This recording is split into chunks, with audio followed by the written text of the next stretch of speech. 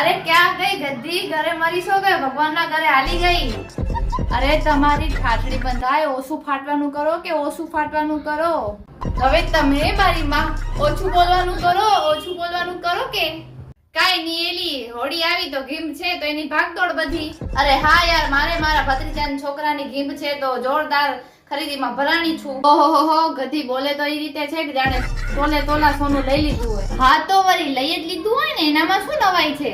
ના હોય હેલી, શું લીધું છે કે તો મને. મારા ભત્રીજાના છોકરા માટે ઓમ લીધો, એના નાખવાની ચેન લીધી. મારા ભત્રીજા માટે વીટી લીધી ને એની વહુ માટે ચેન લીધી. ઓહો મારી વેવાણ, ગીમમાં લગન જેટલો ખર્ચો કરી નાખ્યો છે ને તે તો ક્યાંય ખાતર બાતર પાડ્યું છે કે શું? અરે ગદ્દી, શું ખાતર પડ્યું હોય?